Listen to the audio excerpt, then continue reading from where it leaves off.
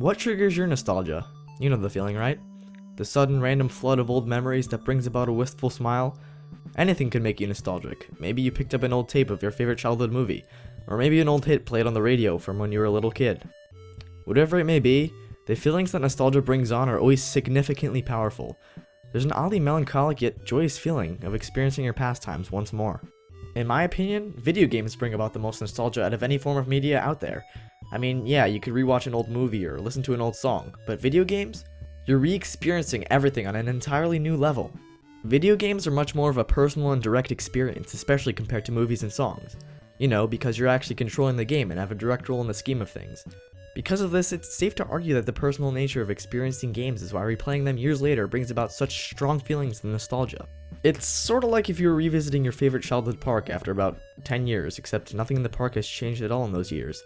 Upon entering, all the memories from the first time you played in this park come flooding in. It'd be pretty awesome to ride down that slide again, huh? Come on. I know you wanna. Get out of that slot, kid, it's my turn. Anyways, for me, nostalgia hits hardest when I pick up a Game Boy and replay some Pokemon. Exploding around the turn of the millennia, the Pokemon series has garnered an overwhelming amount of love from all around the world. And some hate sprinkled in there too, but we don't talk about that. What was once a mere pair of Game Boy games rapidly blew up into a vast empire stretching from trading cards to even planes. So, judging by its success, it's pretty safe to assume that a ton of people share this feeling with me. Pokemon is like reliving my childhood. All those countless hours that were spent building upon my team suddenly seem to manifest onto that tiny screen. There are just so many aspects of these games that bring back so many fond memories. I mean, let's just start with the fact that the game is portable. This simple intricacy added so much to the nostalgia factor. I took my Game Boy everywhere, and replaying these games travels me back to all those many places. My grandmother's house for Thanksgiving, the backseat of my mom's minivan, the list goes on and on. When I re-encounter all of my former Pokemon in the wild from years past after stepping into the wild grass once more, I'm reminded of the crazy fantasy world that the games provided for me. When I was young, flipping on the power switch opened up a portal to my creativity, a magical world where dozens of my Pokemon resided. And it may seem silly, but these creatures were like lovable pets to me. There was nothing like the bond between me and my original team, and coming across them in the wild once more feels like I'm running into an old friend. When a game successfully makes the player feel bonds like this, you can tell they did something right. Either that or I'm just a complete loser. Probably the latter. Psh, I'm messing with you, I'm not a loser, trust me. Speaking of friends, the amount of people that I've befriended over this game is incalculable. Pokemon was a surprisingly social experience for me growing up. Players were encouraged to battle and trade with one another just from the game's structure alone. In my younger days, Pokemon was always the talk of the lunch table. Whether it was because someone pulled a rare EX trading card or someone caught Mewtwo in the Cerulean Cave, there was always something to talk about. And replaying these games reminds me of the great times I used to have with my friends. So if it isn't already evident, I'm still playing and mispronouncing Pokemon to this day, and nowadays, it takes me back to the simpler times. When I was a child, my biggest worry was defeating Gary and his despicable Blastoise. As sappy as it sounds, it's these types of experiences that I cherish, and it's what keeps me coming back to those old nostalgic Game Boy cartridges. I've thought for quite some time that in order to experience nostalgia, it was a necessity to have played the game prior, during your childhood. But quite recently, I played a game that baffled me and completely redefined what nostalgia is for me. Let me tell you a quick story. Actually, it's not that much of a story, but just listen up. So one day I was playing Subspace Emissary in Super Smash Bros. Brawl when I got to one certain level, the Ruined Zoo. If you've played the story mode in Brawl, then you most certainly know how this level plays out.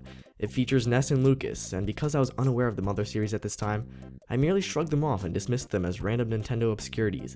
But then, later in the level, these boys run into the almighty Pokemon Trainer. Being able to fight with the 3 original Pokemon starters, I was hooked. So from that point on, I made it my mission to learn about these 2 mysterious boys. I mean, they fought alongside the Pokemon Trainer in Smash Bros, so they had to be wicked awesome, right? Right. Long story short, I eventually got really invested and started learning a lot about the inception of EarthBound and the Mother series as a whole, but I never actually got into playing it until a few weekends back. And man, was I stunned.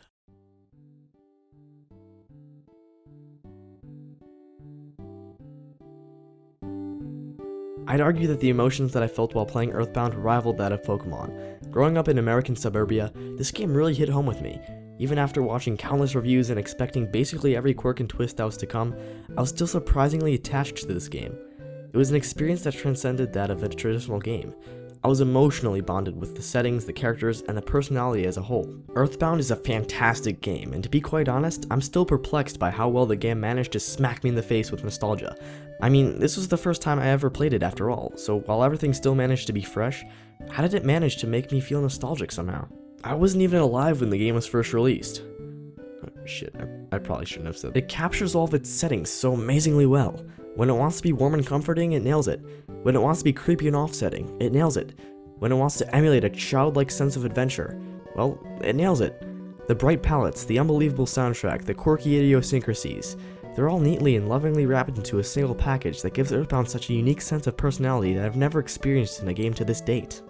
The nostalgia that it gave off while playing it was a different type of nostalgia from Pokemon, I suppose, but still utterly powerful nonetheless. The best way that I can describe it is like this. Imagine moving into a new town and there's a park there.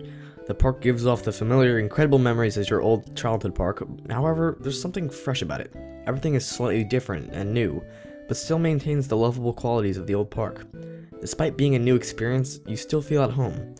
This is EarthBound. Everything about the game, from leveling up to the NPCs to the continue screen, is just so lovable, and you can really see all the care that went into the creation of this game. After thinking about it, perhaps the reason that these games are so emotionally powerful to me is their core ideas.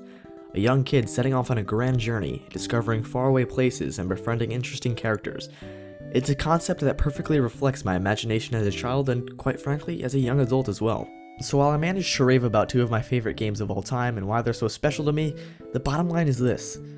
Games don't always need beautifully realistic graphics or an incredibly deep storyline to strike chords in gamers. As the Beatles once said, all you need is love.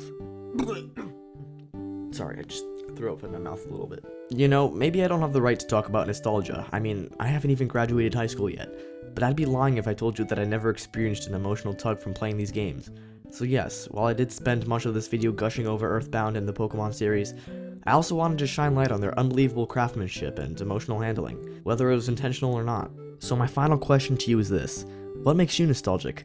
We all have different tastes, and in turn we'll have different nostalgic triggers.